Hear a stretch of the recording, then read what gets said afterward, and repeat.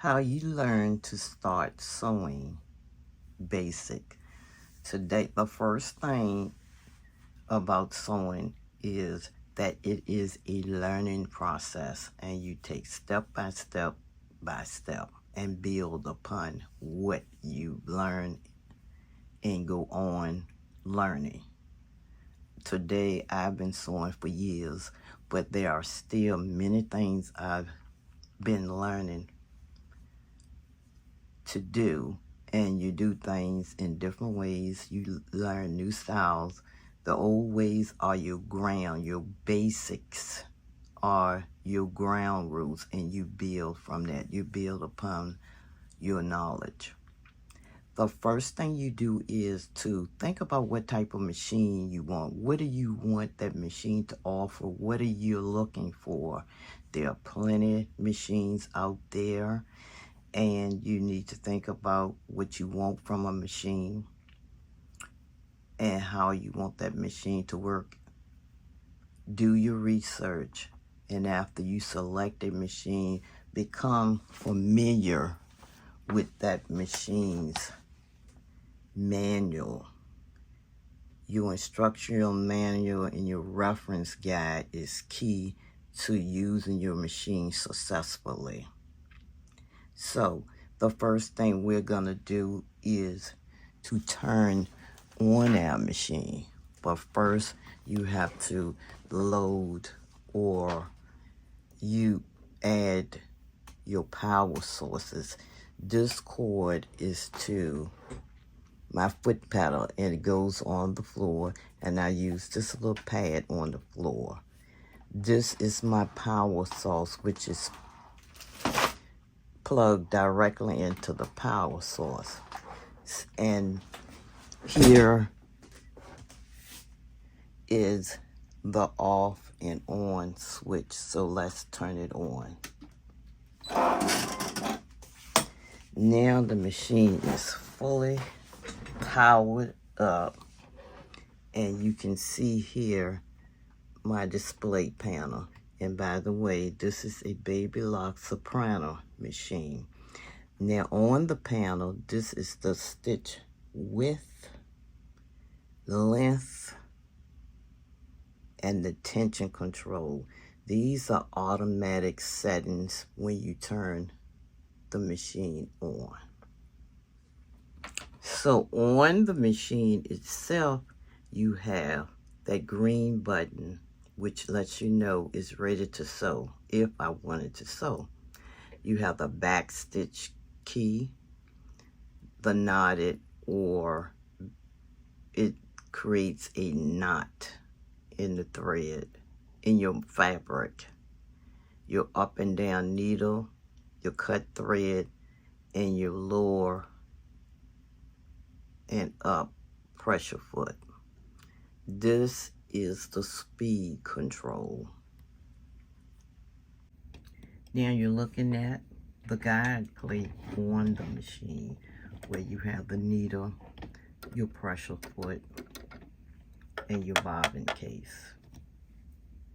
Lessons come in all shapes and sizes, and therefore different types of fabric and different types and weights of fabrics. You have your different types of needle for woven and knit fabrics. These are the needles that came with this machine, the organ needles, and I sort of stuck with what came with it. To start changing the needle, you should place something underneath the needle plate so that the needle will not fall down into the machine. And I normally just put a piece of paper or a piece of cloth right under it, and and I usually cut off my machine, but you can lock the machine so no buttons are movable or functional while you're changing the needle, but I normally just shut it down. So here's the screw that you want to unscrew to let your needle down and out of the machine. But make sure you're holding your needle firmly while you're unscrewing. And remember to place something underneath the pressure foot to keep the needle from dropping into your machine, causing damage. And another thing you need to do,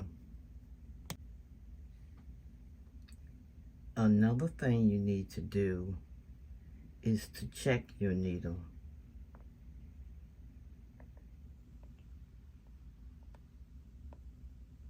To make sure on a flat surface, lay your needle down with the flat side round flat on a flat surface to make sure that needle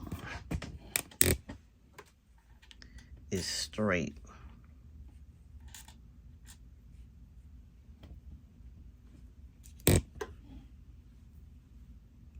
And there are no puckles or buckles in your needle. It's flat and straight.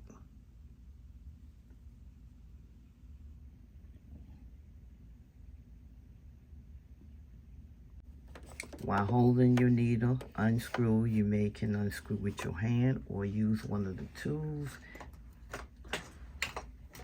that came with your machine.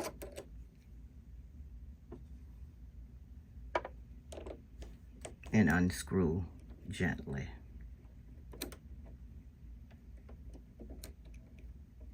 See, the needle comes right out.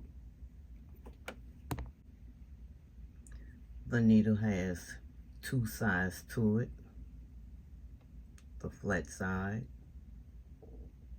and the rounded side. Make sure the flat side is facing away from you like this, and install it into your machine like this, and as far up as you can get it, because it has a needle stop, and tighten your needle up so it won't come out while sewing.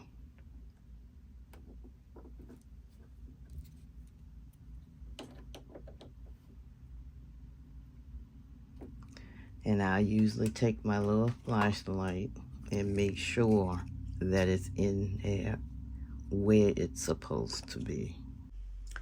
So now we have replaced the needle or installed the needle. Let's wind the bobbin. So the bobbin case is here. We're gonna open the top lid of the machine, and here you see a display of different types of stitches. All those that you see are included with this machine, and this machine can perform and make these types of stitches. So let's wind the bobbin. My bobbins are like this, and make sure you get the correct bobbin because it will not function correctly in your machine. And to get the size that you need to check your manufacturing guide. So I'm using the cross wind thread, and this is how my thread is looking. You also have other kinds of spools of thread, and even the corns. So this is my spool pin, so I'm going to slide my thread on that spin. These are your caps, and the caps go on the end of your thread flat side to the thread and round side is to the left. This machine calls for a little space in between the thread and my cap, my spool cap. So let's thread. I'm gonna take the thread, go through step 1, around 2, around this pin counterclockwise till it clicks. This is my bobbin pin. This bobbin has a notch in it, and the spring on the bobbin is where I'll place this notch.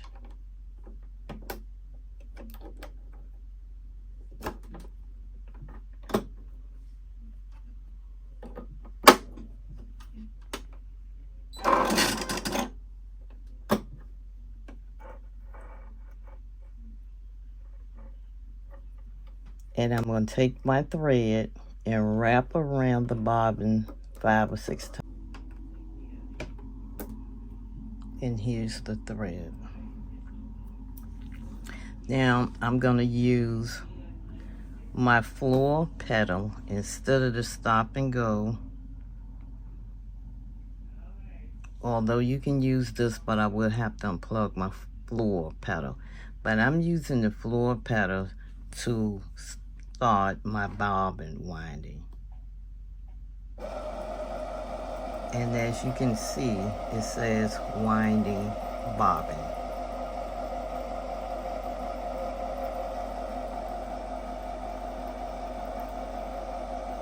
After the bobbin has finished winding, you cut the thread, release the light turns green, and you take your bobbin off, and it looks like this.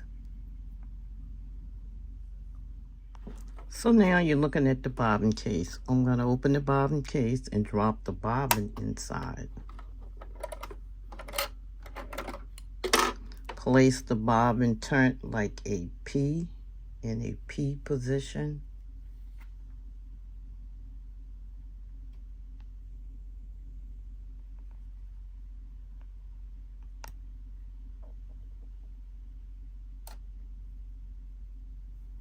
And drop it in. Hold the bobbin on the top, wrap it around the machines, and cut. Cover your bobbin up, and that's it for the bobbin. Next, threading the needle,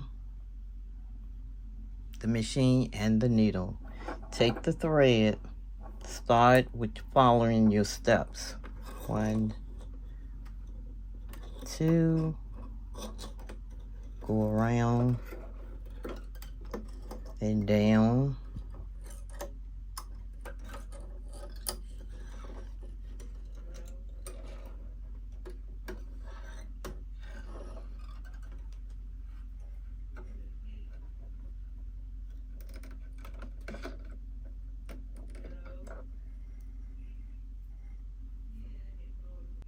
Into the needle position thing. Put your pressure foot down. Cut your thread. And it automatically threads the needle for you. Raise the pressure foot and pull the thread out. Bring it through your pressure foot to the back, and the machine is threaded. So here are your basic needs for your sewing supplies: your pins, your thread, your marking tools, your scissors, paper, and fabric, seam ripper, a tracing wheel, pencil, pen, a ruler. I use this ruler because it has all of the markings on there. If you can see, the 1/8 of an inch, 1/4 inch, 3/8 of an inch. Those things are already marked. Some chalk, a little cutting board, and you always need your tape, your measuring tape, and cloth. These are your basic supplies. Tracing paper, maybe some clips, and this little cutting board I got from Dollar Tree. Check Dollar Tree out. So let's do a little something. Let's try it out. For this machine, I put the bobbin in, but I do not have to pull the bobbin up, although I can. So what I do is put my pressure foot down by hand, and then I hit the needle down button, and it goes down automatically. So a normal seam line, seam extension is 5/8 of an inch, and you might want to mark your plate. So I'm going to start sewing.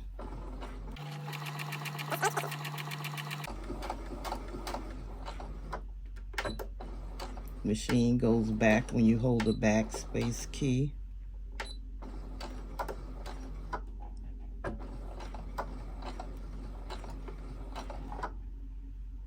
Needle up button, pressure foot up, and cut. This is how these stitches are looking.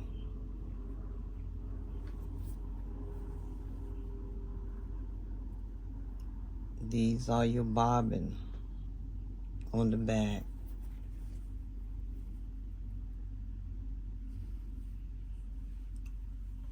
So you need to practice going in a straight line and going around curves.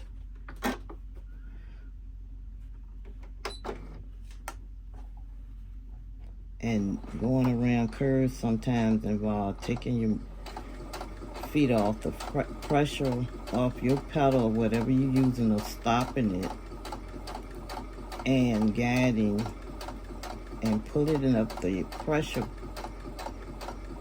foot and redirecting your fabric.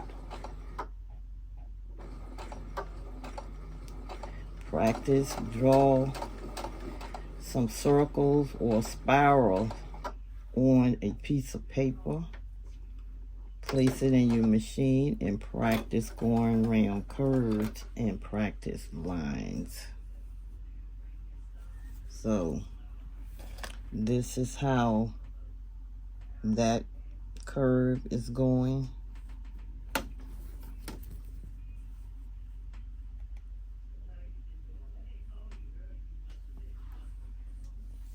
And that's the end of the practice sewing. There are many other things that can be included in this video, but when you're starting, there's so much to learn and remember, especially when using a new machine. So you need to get to know your machine by practicing on a scrap piece of fabric, just like I just did. And to go even further, you can draw a spiral circle and practice going around that on your machine and practice straight lines. That'll help you learn how to sew and guide your fabric in the right direction. And so when you make your selection of your machine, it's gonna come with a lot of accessories. I showed you the ones that were in the flatbed holder, but you'll get many, many more.